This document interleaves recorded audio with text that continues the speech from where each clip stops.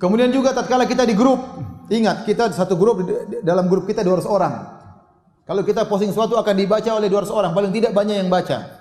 Kita akan mengambil waktunya, mengambil waktu mereka. Maka tatkala kita ingin men-share sesuatu, mikir, pantaskah yang saya share ini mengambil waktu teman-teman saya 200 orang? Ternyata hanya lelucon yang tidak bermanfaat misalnya. Ternyata berita yang hoax misalnya.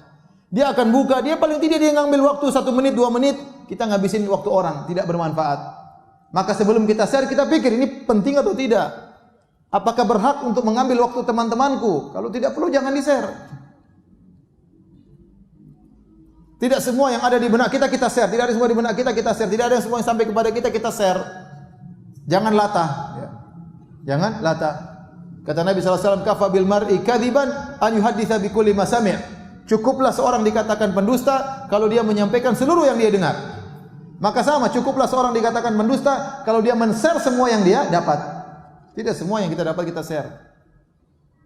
Kalau ada share, ada berita datang kepada kita, pertama kita cek benar atau tidak. Datang dari jalan yang terpercaya atau tidak. Ya, sekarang berita ngawur-ngawur, banyak ngawurnya. Apakah sumber-sumber berita orang-orang penulis berita tersebut sikoh, ente kenal, rajin sholat di masjid, jujur? Anda kan nggak tahu. Mau berita tentang Saudi, mau berita tentang Amerika, mau berita tentang Indonesia, mau berita tentang pemerintah, mau berita tentang ustadz, belum tentu benar. Belum tentu benar. Kalau Anda mengenal yang bawa berita, maka Anda silakan. Tapi kalau enggak, hati-hati.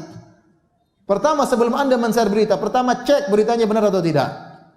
Kalau ternyata sudah benar, yang kedua manfaat atau tidak, maslahat atau tidak. Tidak semua yang benar kita sebarin.